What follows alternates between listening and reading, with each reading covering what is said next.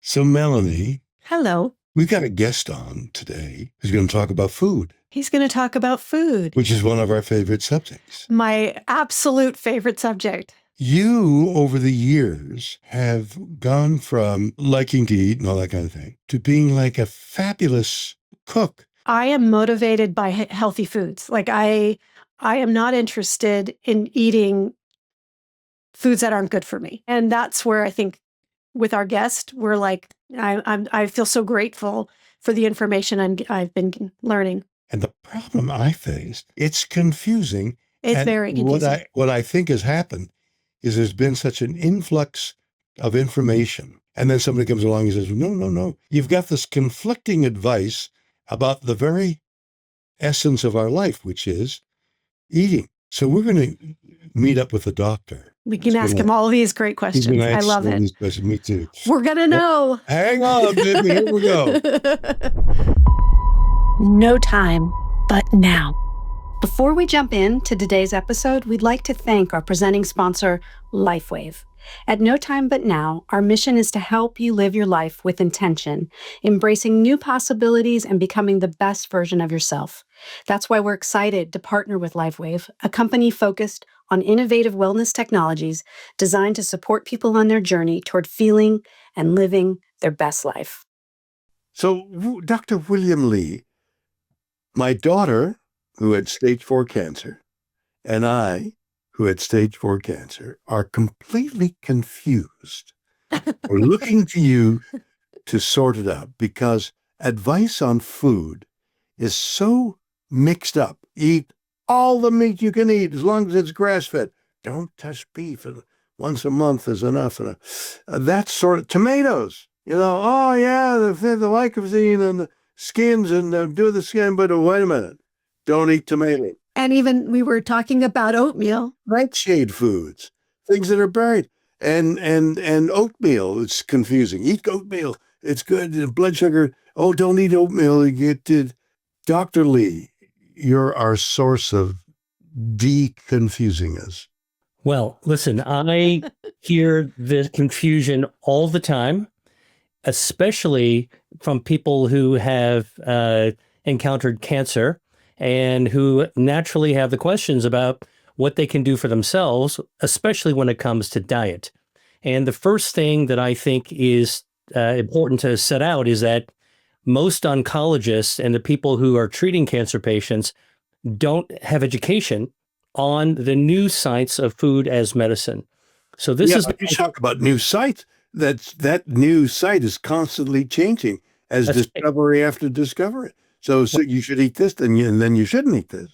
Right. Well, so this is actually where I step in, which is my background as a physician and as a scientist. I study blood vessels, and I also write books. I study food as medicine, but my background is really in drug development. Specifically, I'm a cancer researcher, and I've been involved with helping to develop up to 47 different FDA-approved treatments for cancer, complications of diabetes, and also vision loss from aging. So my background is as a scientist. I don't take any prisoners when it comes to looking at evidence, data, trying to look at directionality, and what sometimes seems like science fiction or confusion when it comes to food actually has real science fact at the grounding. And what I do is I look at food with the same lens that I use as medications. For medicines, it's not just about the medicine, it's about how your body responds to what you put inside it. Similarly, for food, it's the same thing. Our cells, our human cells, our organs respond to whatever we're actually putting inside it, whether it's with a pill, whether it's with an IV, or whether it's actually with something that we're actually eating. But that the statement alone of we react to food, our biome, everybody's biome is different, isn't it? I mean, some vastly and some with subtlety. But the biome, how we process our food and how we absorb our food is unique to each individual. So how do you do that? So this is true. This is a kind of an evolving principle in all of medicine, which is we are moving from cookbook protocol-driven medicine to using the science to individualize and personalize treatments. And this is as true for treating cancer or diabetes or any other condition, heart disease, as it is for nutrition. And here's an interesting thing. Medical doctors like me, trained in, the best hospitals in the world with very conventional medicine, we're not taught about nutrition at all. With the evolution of people like yourself, has that changed in medical schools? It is changing now. I would say that the generations that are being pumped out of med school now have at least the situation awareness that this is something that is of interest personally to them. And so they're actually able to walk the walk as they're learning how to talk the talk. And that's important. Is it possible to get a blood test and figure out what your body, like specifically, like we were just talking before you came on, I didn't eat meat at all from the time I was 10 till my cancer treatment. Woke up saying I need to eat meat. Like I needed some meat. I don't know if that was biological or not. I'm back to like plant forward. That's a really interesting subject. Listening to your body. Can the patient prescribe for themselves, given that mystique of listening to your body telling you what to do? The answer is yes. Do you know what that term is called, Bill? What listening to your body? There's actually a scientific term for it. No. It's called interoception. Interoception is a term in which we are actually able to recognize signals from within our body and translate that into our brain into a behavior. And is it scientifically proven that your body, like these terms I like to toss out like I know what I'm talking about, like your vagus nerve and your biome and the connection, the mind-body connection, is that really, in your opinion, alive and sending signals like dendrites in your brain? Yeah, listen, when I went to medical school many years ago, we were taught very simple blueprint medicine of how the brain and the gut and all our systems work together, sort of as if everything was linear and separate. What we now know is that the science is teaching us that the systems biology, which means that all of our systems interact and speak to one another, actually make up the totality of our being. So you're talking about gut brain. When I went to medical school, we were taught that all bacteria are bad, must kill bacteria. We must memorize antibiotics. Now we know that most of the bacteria we meet in our lives are actually good for us and benefit us. And relatively few bad guys we encounter, which we occasionally need to actually treat. So 39 trillion bacteria live in our gut. We even know where they live, in the part of the gut. They live in a part of the colon called the cecum. And the cecum, which is actually the first part of the large intestines, is kind of a sac. And guess what it's near? It is near the appendix. And so we're beginning to rethink the role of the appendix. No kidding. It might actually be kind of like... the appendix is always it's extraneous. Take it out of there. That's right. And you remove people in my age, in my era, appendix removal was almost traditional. Get that appendix out. You don't need it. Now we're beginning to think that the appendix might actually be a bandolier for your gut microbiome so that when you need more, it reloads. So if you had an appendicitis, what do you do? Well, we don't know. This is all kind of frontier level medicine. And this is the world I work in, guys, is I work in this sort of thin air where there's the frontier of the unknown. And yet, I've got one foot in the known world and I kind of lean forward into what do we not know yet? Well, the truth of the matter would be a general rule for life on Earth, which is it's partially traditional and true. Eat that mushroom and you'll live. And the other part is, we just learned that if you eat that mushroom, it's bad for your left toe and it's poisonous. So it's true. There's a truth in both cases. Although you don't even know how much you just said, because I know from Dr. Lee's videos, and which I follow you, by the way, on social media, and I think everybody should. They're the most wonderful, like, digestible, scientific, but like understandable from my perspective. They're great. But the mushroom is like hits all, and you got to tell us about the 5 systems, but the mushroom actually hits all 5. It's one of the few, right? But a particular mushroom, right? Well, actually, a different kind of mushroom. So let me kind of wind this back a little bit. I want to actually tell you that what we're learning about the body is absolutely remarkable, which is that we are hardwired at birth to defend our health in an active way. When you ask a doctor what is a disease, they'll actually give you a textbook answer and be able to define it in pretty much the same way. When you ask a doctor what is health, now we are on a slippery slope of not having enough knowledge. And so one of my work is actually taking the science of health to understand why it is that we don't get sick more often.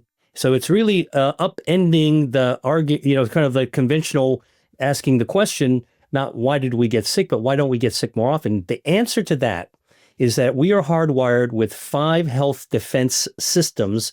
From the time we're born until our very last breath, these systems are firing on all cylinders to protect us against every disease that's known to man. And can you enhance those 5 systems? Yes, you can. You can enhance them with medications. You can enhance them with lifestyle. And very importantly, and this is the work that I'm doing now, you can enhance them with your dietary choices. Okay, we're off on an adventure, man. I mean, this is spectacular. It's true. Because we were saying prior to you coming on, my daughter and I have had a mutual experience of having had stage 4 cancer and around the same time, and having this fears and the trepidations that is normal to, I got stage 4 cancer, and I'm being older, I'm more accustomed to saying, oh my God, I'm going to die sooner than later. What's that going to be like? And she, in her youth and beauty and vigor, saying, I never thought, wait a minute, I got children, I can't. And so our approach to death was different, and our immersion to health was different, and our lessons learned by having that jeopardy in our life is also different and very much alike. Cancer has touched all of us. Me very personally, my mother at the age of 80 had stage 4 cancer. And I have to say, the fact that my mother, I had dinner with her last night, and my God, what did you eat? I will tell you that, I never thought that I would see in my career stage 4 cancer going to stage 0. Okay. But it's possible. Without medication. Well, with and without medication, you gotta add, it's the sum of all the parts. You mean at a point in your career, stage 4 cancer was a diagnosis of death? Game over. It was a death sentence, game over. You gave up. The medical community gave up. And I have to tell you one thing, Bill, is that how did I get to my stage of career where I have forged into the future of medicine by looking at science and trying to use science as a tool to reveal what's possible when you think it's impossible? And it actually has to do with your character. When I was a kid watching Star Trek, I was, just mesmerized and very influenced by this idea that you could actually face unbeatable odds, seemingly, and find the spirit and the courage to be able to work your way around that. And that mindset came with me through my research career, through my clinical training. And actually to this day, that's actually how I kind of navigate. Like basically, when things look impossible, that's when I actually get called often. And I have my first instinct is, how can we snatch victory from the jaws of defeat? That was you. It's amazing. And that actually really is him too. I not just a character. I think of that. You just described his personality. That's become my personality as a medical scientist. Like that's actually how I navigate. To have a little finger in that scenario is like made my day, made my week, actually. And I can tell you that I have put this to work in ways that are, I even think are remarkable. If you believe that you can get through something that other people believe is impossible. For example, my mother, stage 4 cancer, her own oncologist said, game over, take her on a cruise. And I looked at him in the eye and I said, do you know what I do for a living? I eat this stuff for breakfast. So let's get the tumor, let's sequence it, let's look at whether or not she's got the immune response. I don't know if either of you benefited from this, but we got her on immunotherapy. Both of us. Okay. We were both on. Okay. Congratulations. You've joined the ranks of where cancer cure is coming from. My mother actually never had chemo in her case, had only 3 infusions of a immunotherapy. And she went from a blizzard of tumors in her scan to 0 after 3 infusions. Why only 3 infusions? Because I had chemo radiation and he had 2 years of immunotherapy. I had a full year after chemo radiation. To me, it was the doctors going, oh, we got to make sure. Like, Right. Well, listen, for my mom, we continued treating her for a year after everything had disappeared because we didn't know what else to do. This is the thin air of where we can be. And by the way, it's not just my mother and it's not just the 2 of you, but I have actually had a number of people that I've actually helped, well over a dozen, who have gone from stage 4 to stage 0. And the most remarkable thing for me as a doctor is to see the impossible become possible. It's stunning in what you're talking about. What did you have for dinner with your mother? But more importantly, well, it's part of what we're talking about. Of course. Yeah. Well, she is 91 years old. Okay. 11 years out of this cancer diagnosis. A baby. Out of cancer. Yeah. And she plays a piano. She used to be a piano professor. And I grew up playing the piano. So I'm a little bit right brain, left brain. My dad was a scientist. And so, we had healthy food. We had tofu and we had vegetables. People always ask me, what is my diet? And I tell people, I don't follow a diet because diets are impossible to stick with. I have a style of eating and I call it Mediterranean style eating. Right. I love the Mediterranean. I lived in the Mediterranean for a while. I like eating Asian food. I like to cook. And so you put me in front of a kitchen, I'll look at whatever's seasonal and I'll put it together. And the number one thing to do is to cook what you love that's also healthy. That's how I feel too. So can we go back to the 5 systems and how we support them with the foods? Because I think that's so important. Let's pitch it against cancer because this is the topic everyone likes to hear about. Well, in our case, it's really relevant. It's play ball. And so you think about why we get cancer, like smoking, drinking, genetics. But it turns out, by the way, that the genetic component of cancer is only accountable for about 5 to 10% of cancers. What does that mean? What did you just say? So, when Angelina Jolie said, let's go out and get screening for cancer, get a genetic screening, that was a very important message because many of us are walking around carrying genes that we've inherited that put us at risk for cancer. However, only 5 to 10% of cancers around that we encounter are actually due to genetics. And that means that 90 to 95% of all cancers are, guess what, due to diet, lifestyle, and our environment. 90 to 95%.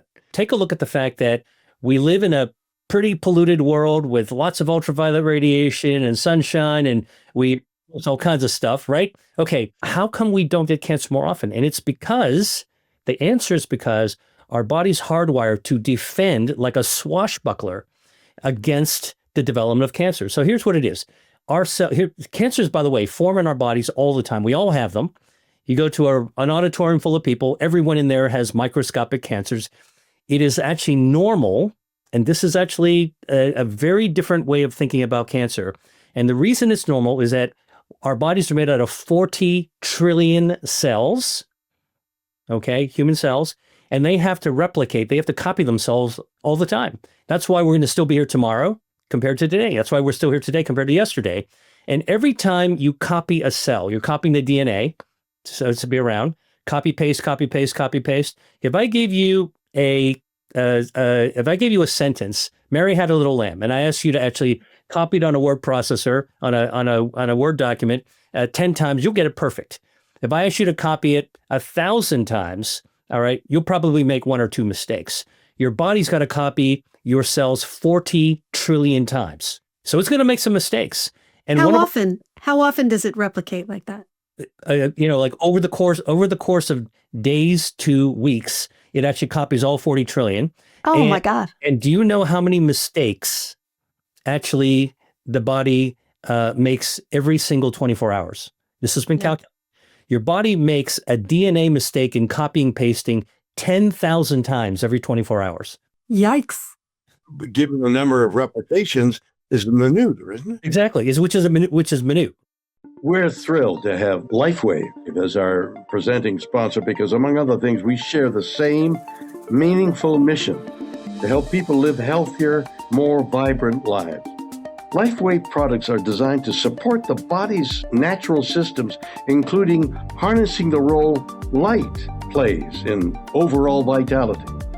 Our goal is to bring you ideas such as these that encourage you to feel better, to live well, and we value working with our friends at LifeWave who share the same intention. If you're curious to learn more about their innovative products, visit lifewavehealth.com. That's lifewavehealth.com. As you get older and you start breaking down, it starts making more mistakes? Probably. But here's the thing. One of our health defenses is our body's own DNA that gets damaged. We can fix our DNA. We can put a shield up to prevent damage to our DNA. That's one of our health defenses. We have our own spell checker for the mistakes. So when you actually have a mistake, you can actually spell check it. Now, anything that escapes that spell checker is going to be a microscopic cancer. And it just sits there, but it cannot grow to become dangerous until it gets a blood supply, because a tumor, a bunch of tiny abnormal cells, microscopic cancer, can't be dangerous until it hijacks our blood vessels. Okay. And guess what? Second health defense system, our body can control our blood vessels. It's called angiogenesis. That's what I study. And healthy bodies prevent tumors from getting extra blood vessels. All right. Now, that's another defense mechanism. Now you still got the little microscopic cancer there. Guess what? Now you don't want that cancer to flare up. So our gut microbiome, though, healthy gut bacteria, in response to the food that we eat, lowers inflammation. All right. So now the cancers don't want to grow. Inflammation is like pouring gasoline onto the fire, into the embers of a fire. It'll flare it up. So our gut basically says, hey, whoa, boy, let's go ahead and lower that inflammation. All right. So think about it. Fix the mistake, prevent it from growing by cutting off the blood supply, by starving it. Now lower the inflammation. Okay. Now guess what? Now you get your immune system as another health defense to rear itself up, and your immune cells are like cops on patrol. Cops on a beat. They're patrolling through a quiet suburb, looking to make sure everything is cool. They see a drug dealer or somebody looking suspicious on the corner. All right. That's the microscopic cancer. And your immune system will wing by and it'll pick up those abnormal cells and put them in a paddy wagon and take them away, destroy them. All right. And that's basically an example of our health defenses preventing us from getting cancer. Now, there's one more health defense, by the way, is that we can regenerate our tissues. So when you get, Melanie, you're talking about like what happens as we get older. Well, we get older when we're 1 year old. We're older than when we were just born. And when we're 10, we're older than when we were 9. And when we're 90, we're older than we're 89. So our body is constantly regenerating it. Do you know at birth how many stem cells we still have from our moms, like from the process of being in our mom's womb at birth? We've got 70 million stem cells. When you come out of the birth canal and you take your first breath, 70 million stem cells are your dowry from your mom that you get to, we all hang out in our bone marrow, in our skin. Whenever we need to regenerate ourselves, repair ourselves, okay, those stem cells come out. Is that in the placenta? I say this sometimes, like when your dad's sperm met your mom's egg, I'm talking to the dad right now, but I'll tell you, basically, you are just a ball of cells, of stem cells. Right. Eventually, those stem cells turn into your jaw and your ear and your big toe.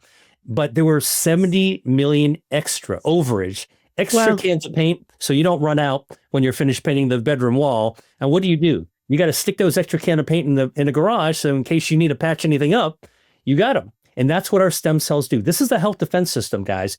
It's remarkable that Mother Nature designed us to be healthy. We are designed for health. Pause a moment there and tell me where you think that health defense system evolved. How did that evolve? This is the big question.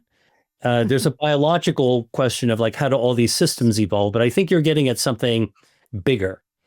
I am, but at the same time, the practicality of something emerging from the sea and evolve. I mean, it's evolution in the fetid soup and then crawling out onto land and evolving. I just had somebody with a ball and socket in my left shoulder. And I asked the surgeon, how did a ball and socket evolve? Where is the nature of this and this? And it's a tough one to answer. Yeah, well, I mean, many of the things that are in our bodies actually pre-existed in prehistoric life. And if you go to the fossil record, I was just at South by Southwest with my friend and colleague, a paleontologist who's a dinosaur discoverer, Ken Lacavara. And I showed a picture, remarkably, of another scientific discovery that we didn't think was possible. A few years ago, I did a workshop with Ken, and he handed me a little tube, and he said, go ahead and take a bit of that fluid and look under the microscope. All right. And I looked at the tube, and it was labeled T-Rex. Oh, wow. Right? Oh, my gosh. I looked into the microscope, and I'll be happy to show you guys this actual thing. It actually was a blood vessel from the leg of T-Rex. Wow. How could that possibly be? How could it possibly be? Because it's all bone.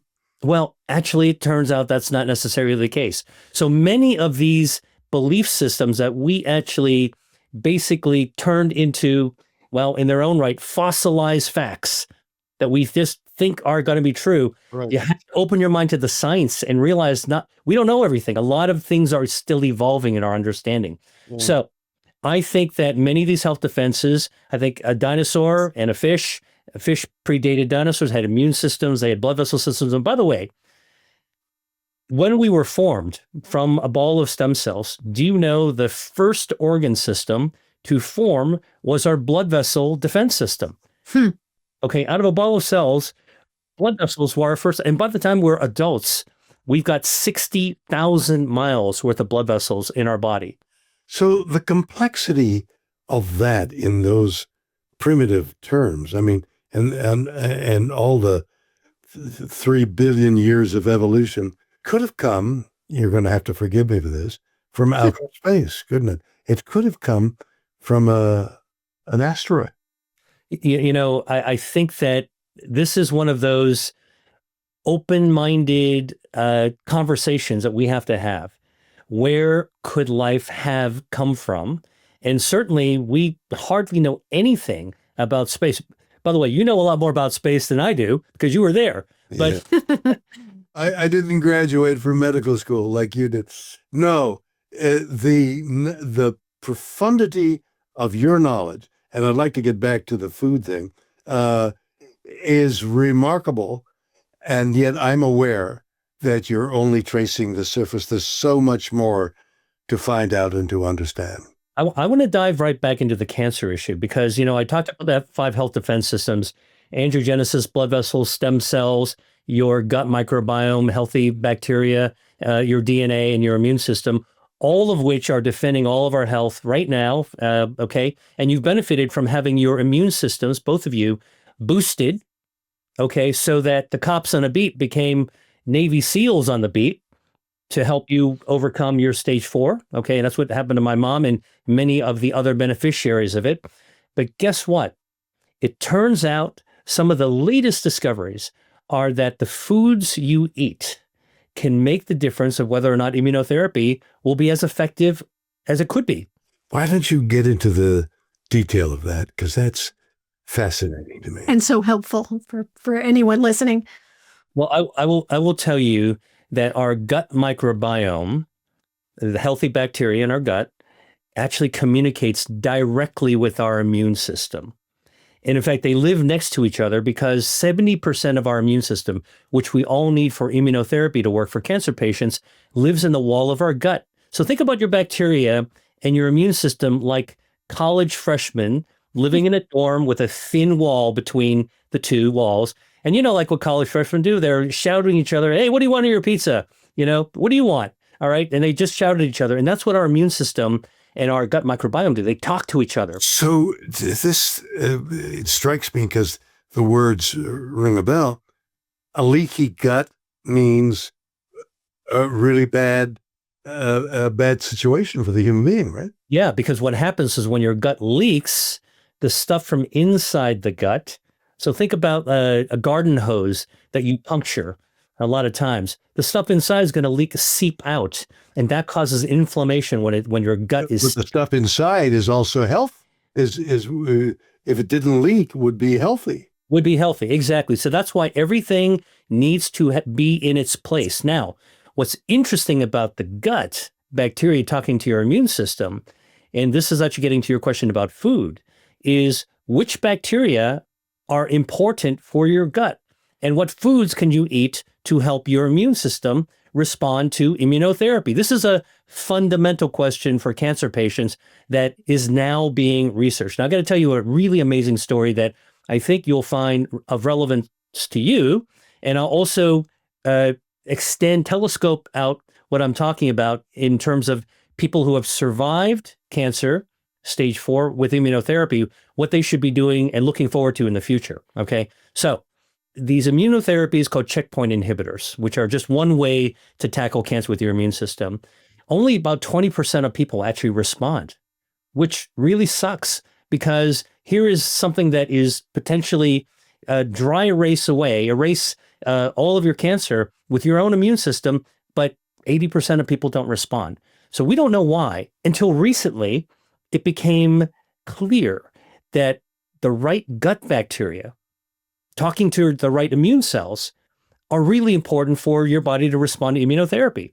And in fact, a researcher in Paris, Dr. Laurence Zipvogel, a colleague of mine, discovered one of these bacteria. It's called Akkermansia muciniphila. Now, a lot of people never heard about this bacteria. In fact, I never even heard about it until she announced it, that this bacteria made the difference. So she studied 200 people, cancer patients. Some responded, some didn't. She looked at every factor that might have made the difference between a responder versus a non-responder. Gender, genetics, comorbidities, medications, whatever. No difference except for one bacteria. Wow. If people had Akkermansia, they responded. If they didn't have it, they didn't respond. And how do you get that? Until recently, the only way you have it is to use your own gut as an incubator to grow your own Akkermansia. What grows Akkermansia? Well, you want to eat foods containing polyphenols called elagitannins that come from things like pomegranate, Concord grape, cranberries. You could also get it from chili peppers. Now they've discovered that Chinese black vinegar actually can also help your gut naturally grow Akkermansia. So it's really cool. Wow. That the system of nurturing, like we can do our own organic farming to grow our own healthy gut bacteria to groom our immune system to respond to immunotherapy. That is a jaw-dropping thing. And then about a few years ago, a biotech company actually came up with the actual Akkermansia as a supplement. Okay. And so now you can actually just take Akkermansia yourself. Why don't they give that to you when you're getting immunotherapy? Because this is smoking hot research. Oh, wow. Right? Like brand new. I'm telling you stuff that I'm peeling off the wall as it's coming out of the pizza oven. But think about it. For people who have survived stage 4 using immunotherapy, you get treated for a year or two, and then the doctors say, well, look, we don't know what we're treating. Let's stop. Congratulations. Keep on living your life. To me, that's not good enough. What can we do to prevent this thing from coming back? What do we do to keep boosting our immune system? And I think Akkermansia, keeping that levels up is one of them. All right. And there are ways to do that. Secondly, and there's all kinds of other foods you can eat. What are the foods you want to eat? You want to lower inflammation in your body. So you want to eat foods that lower inflammation so you don't pour gasoline on the embers of that fire, number one. What would be some of the foods for inflammation? Berries, strawberries, blackberries, blueberries. These are everyday foods that we can all access. That's the key thing. And so, earlier you were saying, well, somebody says this is harmful one day and then this is beneficial the next day. I'm just telling you the straight line of science up to the thin air is telling us that if we eat foods with anti-inflammatory substances, we're calming the storm. So it makes it harder for the cancer to grow. And meat, so when we were talking about beef before, it raises inflammation, correct? So then that would be a reason to avoid it. Not universally. For better or worse, conversations about medicine, you got to leave it in the hands of scientists and doctors. Conversations of food are so second nature to all of us, of our humanity, that it's easy to form concrete black and white opinions about things. And so a lot of fear about meat being good versus bad, or seed oils being good or bad, they're actually belief systems that are not based on science. For me, my work is all about that connecting to the science. So I can tell you, meat is a good source of protein. How you eat your meat makes a big difference, and how much you eat makes a big difference. And how often? I'm an omnivore. I'm not a vegan. And I think that having a good balanced diet, if you eat, this is what I write about in my books. If you make decisions to eat more foods on balance that support your health defenses, shields up, all right, then every now and then you can take a hit by something that's not so good for you.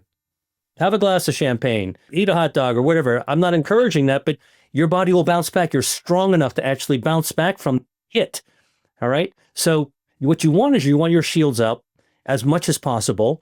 And what happens when people wind up getting sick is that one or more of their health defenses, shields are down. And that's why immunotherapy works, by the way. Shields back up. All right. And so what is coming down the pike that you guys need to know about? And I'm sort of a messenger at this point, in this part of the conversation about the future of medicine and something that people with cancer who have overcome it can look forward to. The most exciting thing I've seen in a long time is the fact that you can take your own cancer, which is probably stored in a drawer someplace from a pathology biopsy. You can sequence it pretty inexpensively using, genetic analysis to look at everything there is now. When you sequence a tumor, you've basically left no stone unturned. You know everything there is to know about that cancer.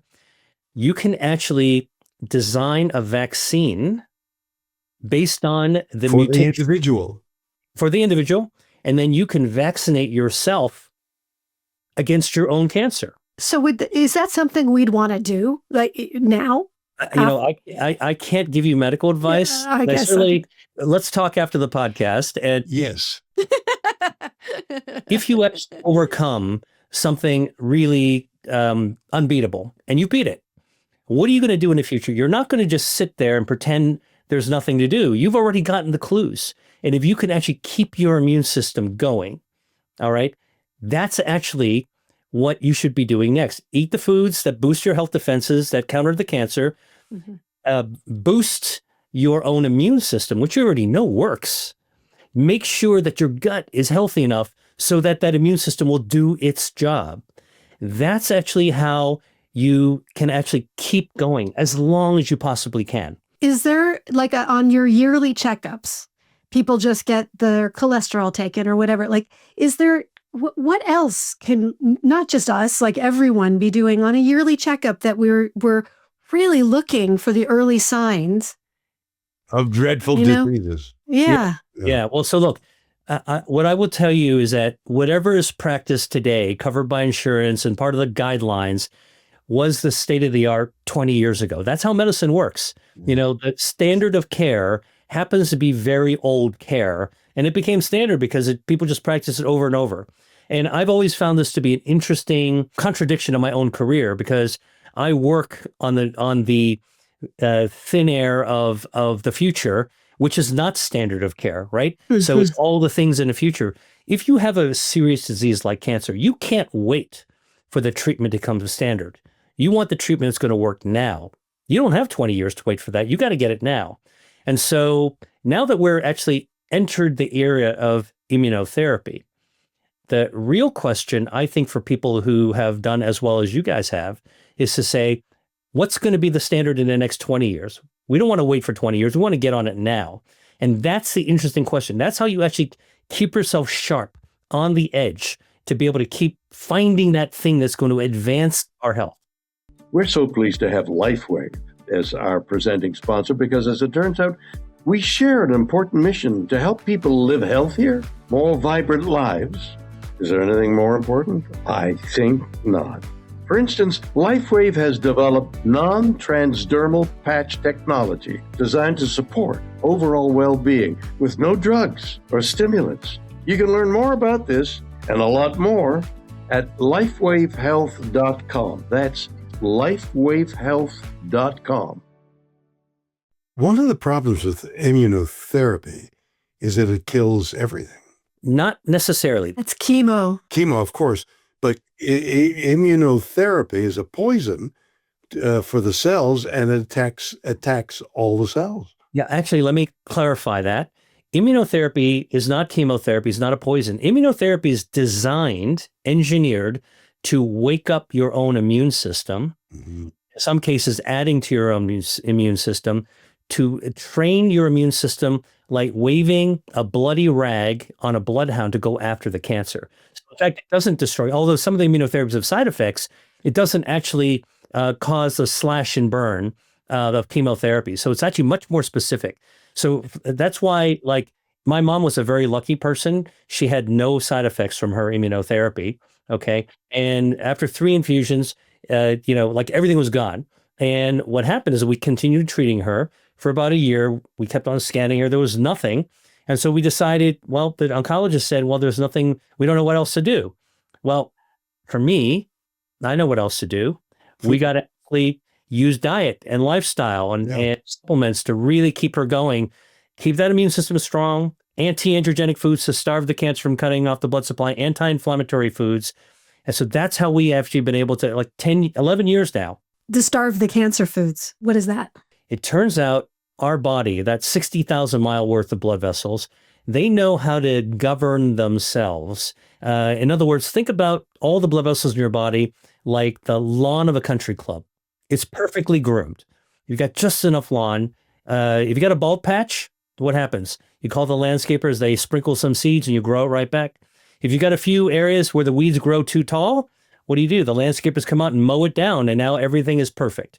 And that's what our blood vessels do. Our angiogenesis defenses are designed to grow just the right number of blood vessels, not too many, not too few. We call it, in fact, the Goldilocks zone. All right. Not too hot, not too cold, not too hard, not too soft, just right. And so what cancers do is are very sneaky. They grow and they try to hijack the blood vessels to feed themselves selfishly. Now, your body can actually beat that back a little bit, but there are foods that can actually magnify that. For example, green tea. There's a polyphenol in green tea called a catechin that cuts off the blood supply feeding tumors. Extra blood vessels, it mows them right down. I drink a lot of green tea. I got a cup right here. Cheers. Okay? Cheers. I mean, that is one of Actually, this isn't green tea, but it's a tea. It's funny. The three of us should. And if you really want the most polyphenols, catechins in tea, matcha, because matcha is the entire tea leaf, not just steeped. It's all the whole leaf is powdered up. Now you got everything. There's a lot of ways to actually, so that's just one example of more than 200 examples of foods that I actually write about in my books that you can actually eat. Tell me the title of your book again. My book I wrote 2 books. Both of them became New York Times bestsellers. One is called Eat to Beat Disease. There you go. Thank you, Melanie. And the second one is actually called Eat to Beat Your Diet, which actually improves your metabolism so that you don't need to go on a crazy diet to actually amplify your metabolism. And there's a lot of myths about metabolism as well that are out there. In my book, Eat to Beat Disease, there are 30 some recipes in there. One of my favorites, I'll tell you, and that first book is purple potato gnocchi. Oh, that looked good. Walnut pesto. Did you have that? I haven't eaten it, but I saw the recipe and I thought, wow, that sounds potatoes. Natural substance called anthocyanin. And by the way, we can go deeper. Like you talk about olive oil. I sip it. You can find the most potent health defense boosting olive oil. So not all olive oil is created equal. First of all, it's got to be extra virgin olive oil. Yeah. And the next thing you want to get, Bill, are monovarietal, meaning the what's in the bottle is pressed from one variety of olives. Okay. All right. So in Spain, if you like Spanish olive oil, Oh, you yeah. I like olive oil. I like the taste of it. want Picual, Picual olives. Say that again. Picual, Picual olives. It's a very common Spanish olive, monovarietal. Okay? If you like Greek olive oil, I spent time in Greece. I love Greek olive oil. There is a Greek olive called Koro Neki, Koro, Koro Neki, Neiki, Koro Neki. So get monovarietal, just press from that one type of olive. And then Italian, all right? There are two different types of olives. One is called Moriolo, and the other one's called Cortina. They knock the socks off of the polyphenol levels for any other olives. So you want to get monovarietal. you're a farmer. You're growing the basic things that people need to use. I am a enthusiastic home cook. So I love exploring tastes, good tastes. Again, Mediterranean, Asian, mix it all up, Yeah. explore new flavors. I always say you can love your food to love your health. And that's completely the opposite direction. We've been for 20 years where people are told, if you love your health, you got to fear your food. I'm turning that whole argument around by saying, love it. Food brings people together. We know that eating together is a social act, and the social acts cause different neurotransmitters to be released. Let me leap ahead to the communal experience we have in the theater, movies, theater, stage. Now we're evolving into the solo experience of looking at a movie on a screen in your home and a television set, lacking the communal experience. Yeah. I have a problem with that, actually. I think it actually it tears the fabric of our humanity. I agree. And our technology is leading us that way. We have to actually pull ourselves together. And listen, we're not going to get rid of technology. It's here to stay, and it's going to do more for us. I think there's something really valuable of leaning into technology to be helpful to our humanity. Like this. Yeah, but food is one of these things that becomes a no-brainer to bring us all together, right? So, in our conversation, Bill, you already just told Melanie to, she's responsible for bringing a dish for you. That is an act of humanity. And that actually is what I'm all about, which is, listen, I can talk about the science, I can talk about the medicine, the clinical stuff, but at the end of the day, I'm just like, we're all alike, we get together to break bread together, to be able to do that communal sharing of who we are as people. I have to say, I think that's why your massive amount of knowledge is so accessible, is just what you just said. It's like you speak to people like they're people, and you relay these really jewels of information constantly. There's so much to learn. I have so many questions, and I know we have like 5 minutes. So we started talking about the microplastics. And I know I've heard you talk a lot and with videos and things that's in the brain and the gut. What do we do? I used to love to buy the cut up vegetables in the plastic. They're washed. They're beautiful. I made it so easy to throw in a pan and just put them in the oven and roast. Then I read your book and I'm like, God darn it, I can't eat this because it's in the plastic case. I'm so frustrated. You know what? I think let me give you kind of a positive way of looking at a really dire problem, which is that our environment is littered with microplastics. It's literally impossible to avoid plastic anywhere we go. In fact, by the way, do you know where most of the microplastic that we encounter and we breathe and comes from? Take a guess. Do you know what the source is? The water bottles. No. The air? No, it is from the air, and it comes from tires driving on the road. Oh my God. They're just whipping off, shedding plastic in the air, and we're breathing it. Okay, so wait a minute. So be a hermit in the forest pretty soon. All right, I'm a super practical guy. We can talk about all the fancy stuff, but at the end of the day, we got to, life's for the living. We got to actually make our journey, and we got to enjoy it a little bit. So number one, I think if you get an air purifier with a HEPA filter in your house, you can actually clean out a lot of the stuff that might be in the air. Number one. All right. So we get a lot of microplastic from breathing. Number two, throw out your plastic food storage containers. We all grew up with them, that Tupper, whatever. And like the leftovers will go in there. Have glass or Pyrex containers. The lid can be rubber or silicone or whatever. That's fine. All right. Throw out all of your plastic cooking utensils and don't eat off a plastic plate. All right. So like eat off of, the traditional stuff, plates or wood or whatever. And then, try to avoid buying things or storing things in plastic bags. Right. So we can't avoid everything, but we can actually cut down. This past weekend, I was in Colorado. It was 90 degrees. I had to watch my daughter at a tennis tournament. It was so hot and I forgot my water and someone handed me a nice cold bottle of plastic water bottle. And I stared at it like it was like Sophie's choice. Like, what am I going to drink it or dehydrate? I wasn't sure which was the better choice. Like, which is the better choice? You got to make a call at the moment. And I feel your pain that you actually experience in terms of decision, but it just shows you should keep a water bottle made with metal and maybe lined with glass in your car. Maybe have an extra one in your car so you can always go back and get one if you forget bringing it from your house. By the way, microplastics in your body, it sets off inflammation.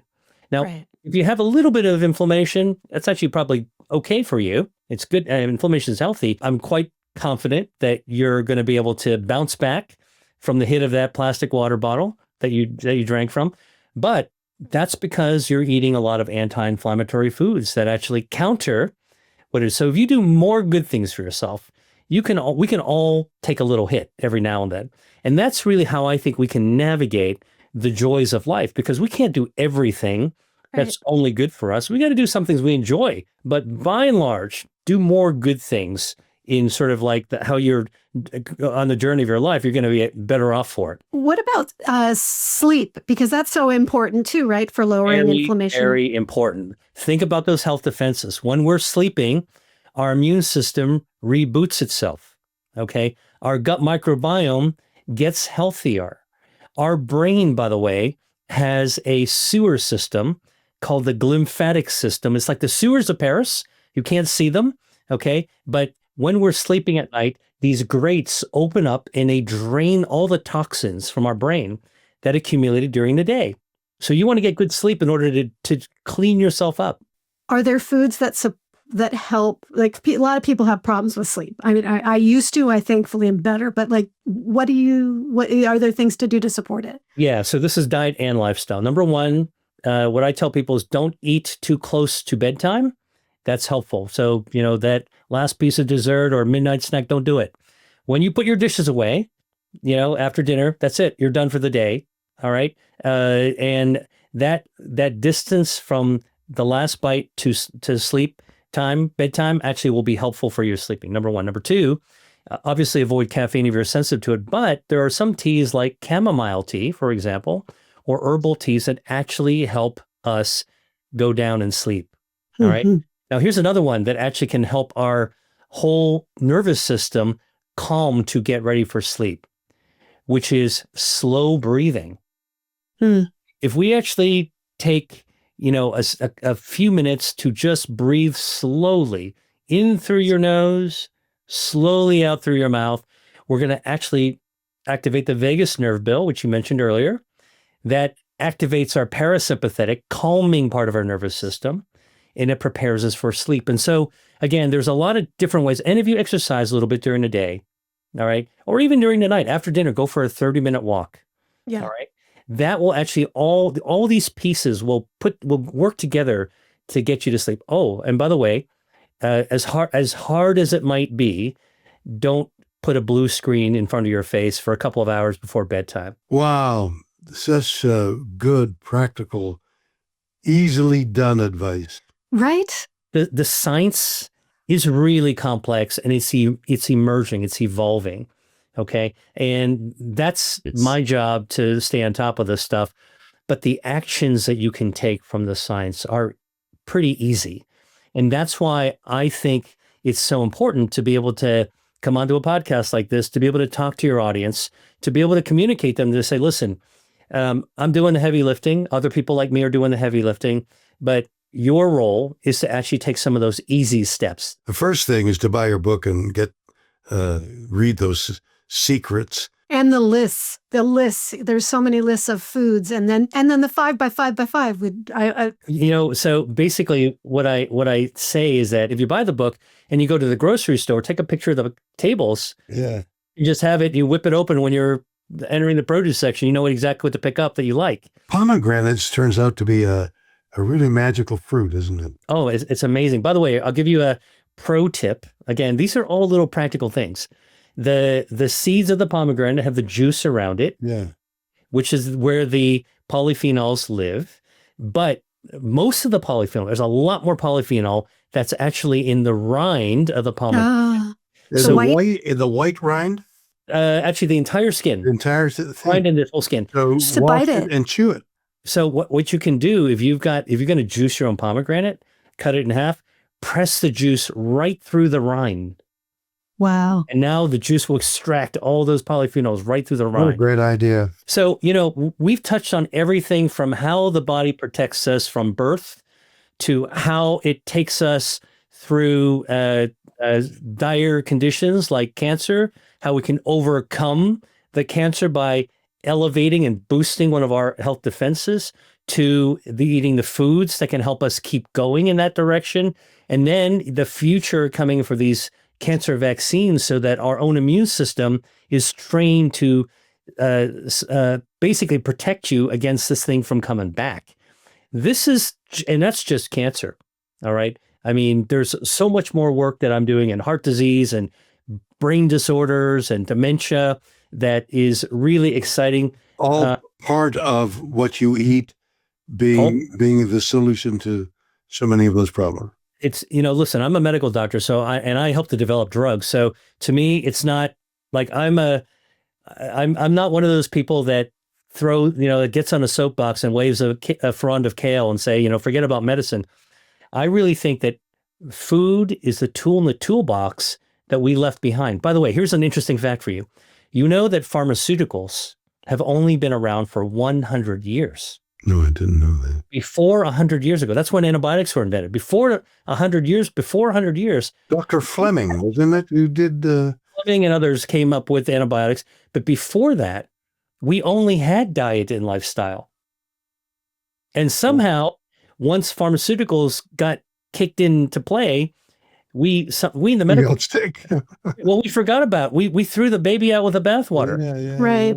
So one of the things that we need to do now, we urgently need to do, is to bring back that tool in the toolbox. It's not about ignoring medicine. It's about adding the food back in for totality. Right?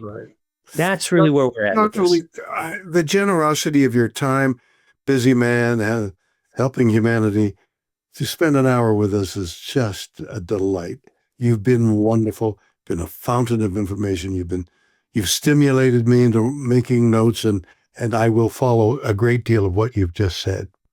Well, I have to attribute some of my courage to pursue the things that I have in my career to the inspiration a child had watching you, on the screen. And, it's so funny that I never thought I would actually be speaking to you, but when you sent it across, I thought, wow, he had stage 4 cancer. I know what to do with that. Beautiful. Doctor, thank you so much for being with us. I hope our paths cross frequently. You're an extraordinarily interesting man. My great pleasure. Thank you very much for having me. It's a literal honor to talk to you. I hope we could maybe even do a part 2 at some point. I would love to do that. Well, lovely.